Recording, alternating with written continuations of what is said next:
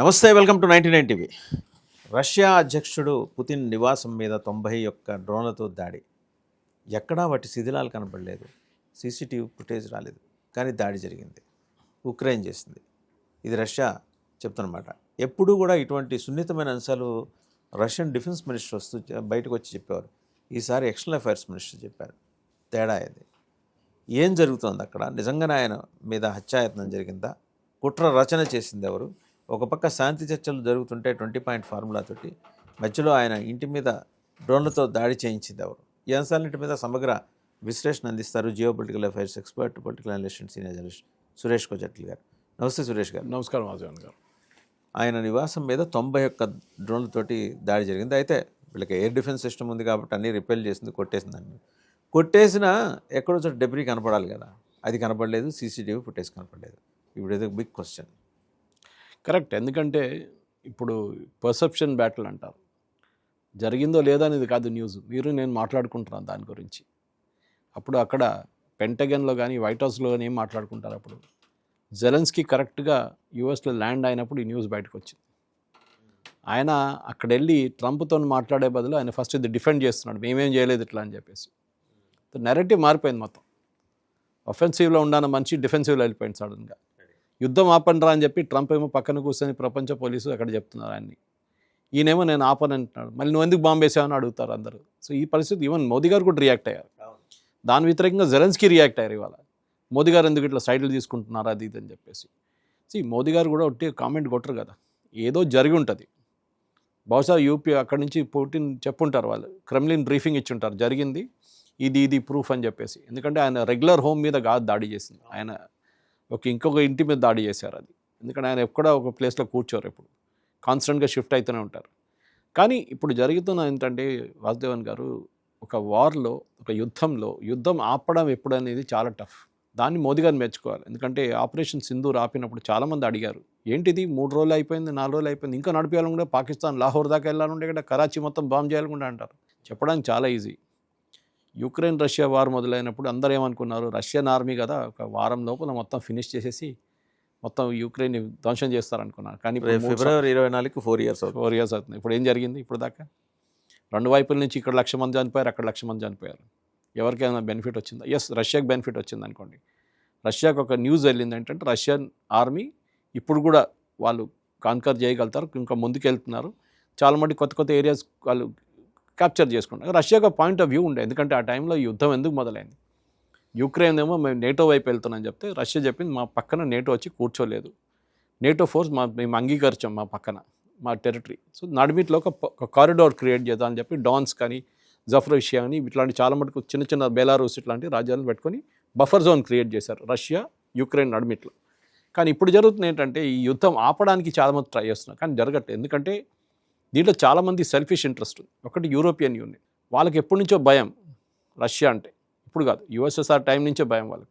ఎప్పుడు మా మీద వచ్చి దాడి చేస్తారో అని చెప్పి భయం ఉండే. అప్పుడు ఆ టైంలో రొమేనియా, పోలాండ్ అంతా కమ్యూనిస్ట్ కంట్రీస్ ఉండే. అప్పుడు కూడా వాళ్ళకి భయం ఉండే, ఈ కమ్యూనిస్ట్ వాళ్ళతో వాళ్ళు మా మీద దాడి చేస్తారేమో అని చెప్పేసి. దాని తర్వాత ఈస్ట్ బెర్లిన్, వెస్ట్ బెర్లిన్ వెళ్ళి మొత్తం జర్మనీ అంతా ఒకటే రాష్ట్రం అయింది. దాని తర్వాత ఇప్పుడు జరుగుతున్న దాంట్లో ఏంటంటే ఒక పొలిటికల్ జాకింగ్ నడుస్తుంది. జెలెన్స్కీకి కావాల్సింది డిమాండ్లు ఏంటంటే, ఒకటి సెక్యూరిటీ గ్యారంటీస్. రేపు మళ్ళీ యుక్రెయిన్ మీద రష్యా దాడి చేయకూడదు. ఆ గ్యారంటీ యుఎస్ ఇవ్వలేరు. ఎందుకంటే రష్యాని ఇప్పుడు దాకా చాలా మటుకు శాంక్షన్స్ పెట్టి మొత్తం వాళ్ళ ఎకానమీని ధ్వంసం చేయడానికి ట్రై చేశారు, ట్రంప్ కానీ EU కానీ. జరగట్లేదు. ట్రంప్ ఇంకా చాలా సింపథెటిక్. యాక్చువల్లీ ట్రంప్ ఫ్రెండ్లీగా ఉన్నారు పుటిన్తో. అది కాదు యూరోపియన్ యూనియన్ సంగతి. అక్కడ వాళ్ళు ఇంకా మేము కొట్లాడతాం, ఇంకా ఆయుధాలు పంపిస్తూ అంటున్నారు. కానీ పంపించి ఏం చేసుకుంటారు? మనుషులు లేరు ఆయుధాలు ఫైర్ చేయడానికి. యుక్రెయిన్ వైపు కానీ రష్యా వైపు కానీ. రష్యన్ ఆర్మీ స్టిల్ దేర్, పెద్ద కంట్రీ కదా, వాళ్ళ దగ్గర ఉండే పాపులేషన్ ఇంకా. కానీ ఇప్పుడు జరిగిన దాంట్లో Putin is ready to talk. But ఒక యుద్ధం ఆపే ముందు ఏ ఆర్మీ అని ఏం ట్రై చేస్తున్నారంటే మ్యాక్సిమం పుష్ చేసుకొని ఎంత టెరిటరీ గుంజుకుంటారు. ఎందుకంటే యుద్ధంని ఆపడానికి ఎప్పుడు కొత్త రూల్ ఏంటంటే, కొత్త రూల్ కాదు, పాత రూల్ అది, మీరు ఎక్కడ ఉన్నారో అక్కడే బౌండరీ మీది. ఇప్పుడు మనం 71లో కానీ దాని తర్వాత కూడా లాహోర్ వైపు వెళ్ళాం మనం. ఆ రోజు లాహోర్ వెళ్ళి మనం లాహోర్ పట్టుకుంటే మన టెరిటరీ అయిపోతుండేది. కానీ మన వాళ్ళు వచ్చేసారు రిటర్న్. ఆ రోజు లాల్ బహదూర్ శాస్త్రి గారు, ఈవెన్ ఇందిరాగాంధీ గారు కూడా, that she pulled them back. It was mistake. Later on even Indira Gandhi had chance. కరాచీని మొత్తం ధ్వంసం చేసిన తర్వాత కరాచీ కూడా ఆక్యుపైడ్. కానీ మనం చేయలేదు. అది మనం ఒక స్ట్రాటజిక్ మిస్టేక్ అని చెప్పవచ్చు. ఈవెన్ పాకిస్తాన్ ఆక్యుపైడ్ కాశ్మీర్లో కూడా మనం ఒకసారి పుష్ చేసుకుంటే అయిపోతుండే. ఇక్కడ 93,000 మంది పిఓడబ్ల్యూ ఉన్నారు, బార్గెన్ చేస్తే మనకు వచ్చేస్తుండే అది. కానీ హిస్టారికల్ మిస్టేక్ జరుగుతూ ఉంటుంది ఇట్లాంటిది. ఈ ప్రజెంట్ పరిస్థితుల్లో పుటిన్కి ఈ యుద్ధం ఆపాలని ఇంట్రెస్ట్ లేదు. ఎందుకంటే ప్రతిరోజు 5 కిలోమీటర్లు, 5 స్క్వేర్ కిలోమీటర్లు, 10 స్క్వేర్ కిలోమీటర్లు, ఒకసారి 100 స్క్వేర్ కిలోమీటర్లు పట్టుకుంటున్నారు Ukraine territory. Almost half of Ukraine Russia దగ్గర ఉంది ఇప్పుడు. ఓకే, అది రేపు యుద్ధం ఆపితే ట్రంప్ ఏమంటారు, మీరు ఎక్కడ ఉన్నారో అక్కడే ఉండండి, అక్కడ లైన్ గీసుకుంటారు వాళ్ళు. సో దిస్ ఈజ్ వేర్ జెలెన్స్కీకి యాక్సెప్టబుల్ కాదు ఇది. ఆయన ఏమంటారంటే మా దగ్గర నుంచి గుంజుకున్న టెరిటరీ మాకు ఇవ్వమంటారు, వీళ్ళు ఇవ్వరు. అది mostly 2/3 of that particular land was is under the influence of Russia కదా, రష్యన్ స్పీకింగ్ పాపులేషన్ కదా అది. ఇప్పుడు మన వైపు రేపు ఒక హైపోథెటికల్ సిచ్యువేషన్ తీసుకుందాం. ఇప్పుడు మన దగ్గర పాకిస్తాన్ ఆక్యుపైడ్ కాశ్మీర్ ఉంది, వాళ్ళు ఆజాద్ కాశ్మీర్ అంటాం, మనం పిఓకే అంటాం మనం. అటువైపు హిందీ మాట్లాడుతున్న వాళ్ళు అనుకోండి, ఆలోచించండి, హిందీ మాట్లాడుతున్న వాళ్ళు ఆ టెరిటరీ మొత్తం వాళ్ళంటే మనం ఏం చేస్తాం, హిందీ మీకు సంబంధం లేదు, మీ భాష కాదు, హిందీ మా భాష, మా టెరిటరీ అదని చెప్పి అక్కడ వెళ్ళి మనం వాళ్ళ మీద దాడి చేస్తాం మనం, అంటే వాళ్ళ గవర్నమెంట్ మీద. అక్కడ ప్రజలు కోరుకుంటున్నారు మాతో ఉండాలని. ఇదే జరిగింది.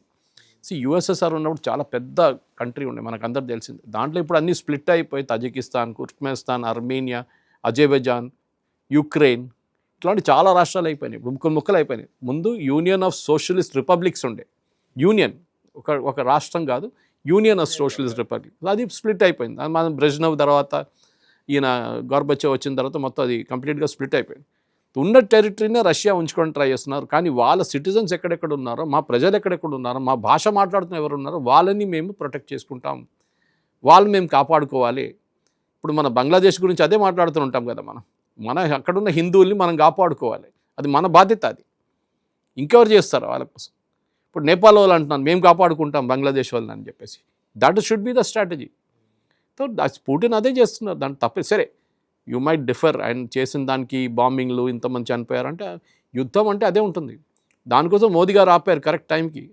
ఇంకొక 10 రోజులు నడిచి ఒక 100 మంది ఇండియన్ సోల్జర్స్ చనిపోతే, మన సైనికులు చనిపోతే, వాళ్ళ డెడ్ బాడీస్ ఇంటికి వచ్చినప్పుడు రియాక్షన్ చూడండి మారిపోతుండే.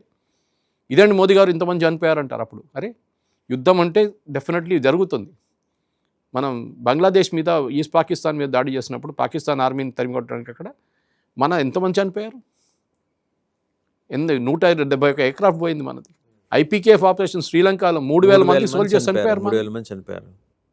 వార్ అంటే ఇట్ ఈస్ నాట్ ఈజీ, ఉంటుంది, డెత్స్ ఉంటుంది, చనిపోతారు చాలామంది సోల్జర్స్, అది యాక్సెప్టబుల్ అది. కానీ ఇప్పుడు జరిగే దాంట్లో ప్రెసిడెంట్ ట్రంప్ కూడా చాలా మటుకు ట్రై చేశారు, ఆయనతో కావట్లేదు. పుటిన్ ఆయన మాట వినట్లేదు. పుటిన్ నౌ నోస్ దట్ ఆయన శాంక్షన్స్, ఆలోచించండి, అంత శాంక్షన్స్ పెట్టి కూడా రష్యన్ ఎకానమీ చాలా బాగా నడుస్తుంది. ఇప్పుడు కూడా వీళ్ళేమనుకున్నారు రష్యన్ ఎకానమీ మొత్తం ధ్వంసమైపోతుంది, వాళ్ళ మిలిటరీ ఇన్ఫ్రాస్ట్రక్చర్ కంప్లీట్గా పోతుంది అనుకో. ఏం జరగలేదు. సరే, కొంచెం మటుకు ఇంపాక్ట్ ఉంది కానీ బయట చూపించట్లేదు వాళ్ళది. That is main thing. And ఇక్కడి నుంచే ముందుకు పోతూ వాసుదేవన్ గారు చాలా మటుకు మాట మనం గుర్తుపెట్టుకోవాలి, యూరోపియన్ పాలిటిక్స్ కూడా దీంట్లో చాలా మటుకు ఆడుకుంటున్నారు. ఫ్రాన్స్ కానీ జర్మనీ వీళ్ళిద్దరికీ యాక్షన్ కావాలంటున్నారు. యూకే ఏమో మేము మనుషులనే పంపిస్తూ అంటున్నారు అక్కడికి. ఏది, ఎన్నో సంవత్సరాల నుంచి యుద్ధం అసలు చూడని మనుషులు ఇప్పుడు మేము యుద్ధంకి వెళ్తా అంటున్నారు. అసలు వాళ్ళకి డిఫెన్స్ ఉందా సార్? డిఫెన్స్ అని కాదు, ఉంది వాళ్ళకి, ఉందా అని ఉంది. కానీ కంపేర్ టు రష్యన్ ఆర్మీ చాలా చిన్నది. అసలు ఎప్పుడైనా వాళ్ళ టెక్నాలజీ ఉంది, వాళ్ళ దగ్గర ఆయుధాలు తయారు చేయడం కూడా టెక్నాలజీ ఉంది. వాళ్ళు కూడా ఏం చేస్తున్నారు, రష్యా దగ్గర నుంచి పట్టుకున్న $200 మిలియన్ $300 మిలియన్ వాళ్ళ దగ్గర బ్యాంకులలో పడి ఉన్నాయి. వాసుదేవన్ గారు ఒక యూరోపియన్ బ్యాంక్లో ₹1 కోటి వేశారనుకోండి, రేపు యూరోపియన్ బ్యాంక్ వచ్చి పట్టుకుంటున్నారు ఆ డబ్బులు.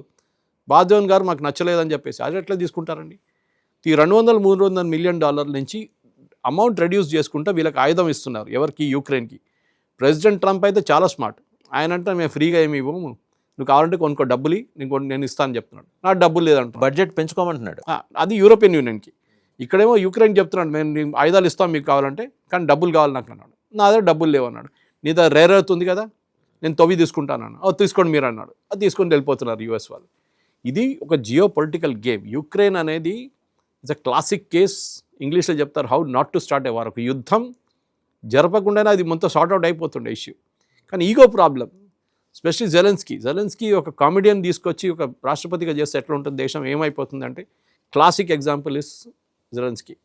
ఆయనకి పొలిటికల్ ఆపోజిషన్ నచ్చదు. ఆయన చీఫ్ కమాండర్ ఆల్రెడీ ఫైర్ చేశారు, ఇప్పుడు ఇంటెలిజెన్స్ చీఫ్ని రీప్లేస్ చేశారు. చాలా మట్టుకి ఇప్పుడు ఏమంటారు, ఇప్పుడు ఇది జరిగిన తర్వాత ఆయన స్విట్జర్లాండ్కి వెళ్ళిపోయి అక్కడ మంచి లైఫ్లో ఉండిపోతాడు. వాళ్ళ వైఫ్ ఏమో 5 స్టార్ షాపింగ్ చేస్తుంది ఎక్కడ వెళ్ళినా కానీ.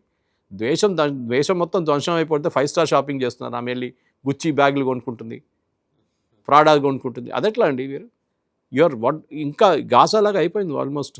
వాజ్వాన్ గారు, ప్రెసిడెంట్ ట్రంప్ ఆ రోజు ఫస్ట్ కొట్లాడ జరిగినప్పుడు వీళ్ళిద్దరు నడిమిట్లు జెలెన్స్కీ ఏం చెప్పారు, మీ దగ్గర ఒక్క బిల్డింగ్ కూడా స్ట్రైట్గా నిలబడలేదని చెప్తున్నారు ఆయన. ఇంకా రీకన్స్ట్రక్ట్ చేయాలంటే గాజా ఇంకా కొంచెం ఈజీ. ఇక్కడ మీకు మళ్ళీ కట్టాలంటే బిల్డింగ్లన్నీ యూక్రెయిన్లో మీకు నెక్స్ట్ 30-40 సంవత్సరాలు పడుతుంది.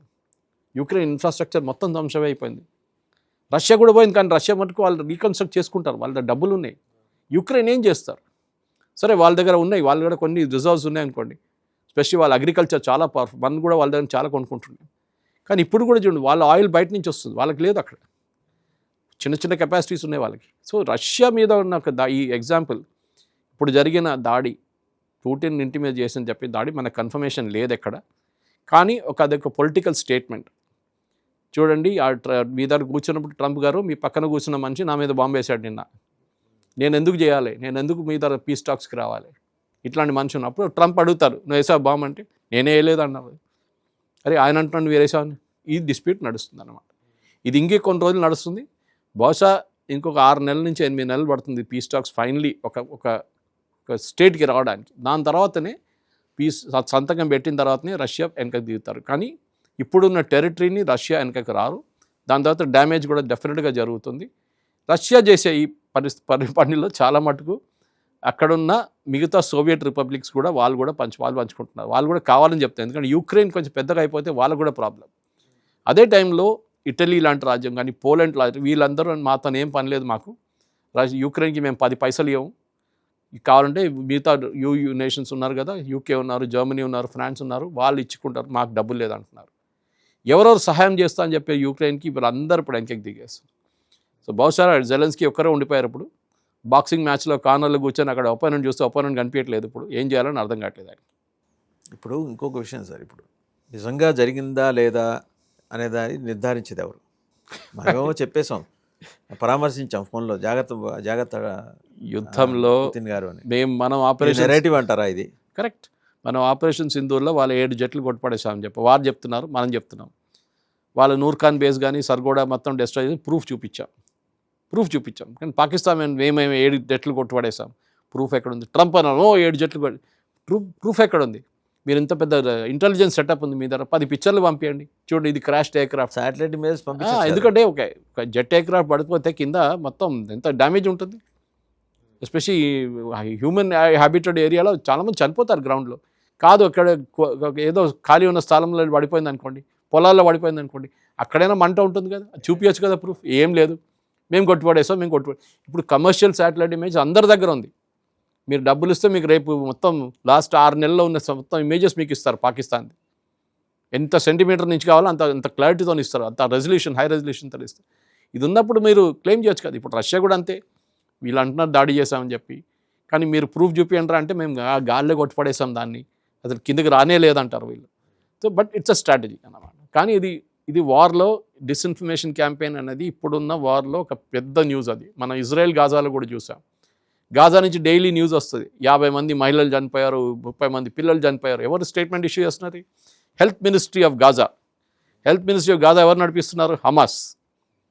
హమాసే స్టేట్మెంట్ ఇష్యూ చేస్తున్నారు, మొత్తం వరల్డ్ బిలీవ్ చేస్తున్నారు వాళ్ళని. అది నడుస్తుంది. ఇప్పుడు అందరు తెలిసిపోయింది అది కాదు, Hamas it's a terrorist organization, వాళ్ళని బిలీవ్ చేయలేము మనం అని చెప్పి. వాళ్ళు ఎంత పెద్ద ఫిగర్ చెప్పినా, ఎంత చిన్న ఫిగర్ చెప్పినా ఎవరు బిలీవ్ చేయరు. ఇదే పరిస్థితి ఇప్పుడు జెలెన్స్కీతో జరుగుతుంది. కొంతమంది రిటైర్డ్ ఆర్మీ ఆఫీసర్స్ అంటున్నారు ఐసిస్ ఉండొచ్చు దీని వెనకాల అని. కాదు, ఐసిస్కి ఇప్పుడు అంత కెపాసిటీ లేదు, స్పెషల్లీ మిసైల్స్ ఫైర్ చేసే కెపాసిటీ లేరు. డ్రోన్ వాళ్ళు సూసైడ్ అటాక్లు చేస్తారు. ఇప్పుడున్న ఐసిస్ మీరు సిరియాలో చూడండి, మన బాంబింగ్ చేస్తారు యుఎస్ వాళ్ళు. అక్కడ ఏంటంటే సిరియాలో కూడా వాళ్ళు సూసైడ్ అటాక్ చేస్తున్నారు, మాస్ షూటింగ్ చేస్తున్నారు. వాళ్ళ దగ్గర ఆయుధాలు లాంచ్ చేసే కెపాసిటీ లేదు. ఈవెన్ ఇరాన్ దగ్గర లేదు. ఇప్పుడు ముందు హమాస్కి ఇచ్చారు చాలా మటుకు ఆయుధాలు, వాళ్ళు ఈవెన్ హెజ్బుల్లాకి ఇచ్చారు. వాళ్ళు మొత్తం ఇజ్రాయెల్ డిస్ట్రాయ్ చేశారు కదా, లాంచింగ్ ప్యాడ్సే డిస్ట్రాయ్ చేసేసారు. ఇరాన్ కూడా అదే చేశారు. సో వీళ్ళ దగ్గర ఎవరి దగ్గర కెపాసిటీ లేదు. హూతీల దగ్గర ఉండే ముందు, హూతీలు కూడా ఇప్పుడు చూడండి, మన హూతీలకి ఆయుధాలు పంపించిన యూఏఈ దాంట్లో సౌదీ అరేబియా మన వచ్చి బాంబ్ చేసేసారు. ఇది అక్కడ ఇంకో గొడవ నడుస్తుంది, అది సపరేట్గా. ఇంకొక ఇస్లామిక్ కంట్రీ పంపించిన ఆయుధాల మీద ఇంకొక ఇస్లామిక్ కంట్రీలో వెళ్ళి బాంబు చేశారు. 3 ఇస్లామిక్ కంట్రీస్ ఇన్వాల్వ్ అయినాయి. ఆలోచించండి. మనం అనుకుంటా సౌదీ అరేబియా, యూఏఈ వీళ్ళందరూ చాలా పీస్ఫుల్గా ఉంటారు. కాదు, ఇప్పుడు ఒకరిని తిట్టుకుంటున్నారు. ఇప్పుడు ఇది పరిస్థితి. జియో పొలిటికల్ లెవెల్లో మీరు చాలా మటుకు మీ పొజిషన్ ఎక్కడుందో ఆ పొజిషన్ ఆఫ్ స్ట్రెంగ్త్ నుంచి మాట్లాడడం చాలా ఇంపార్టెంట్. మీరు వీక్గా కనిపిస్తే మిమ్మల్ని తినేస్తారు, అంతే. అంతే కదా. థ్యాంక్ యూ సురేష్ గారు, థ్యాంక్ యూ వెరీ మచ్.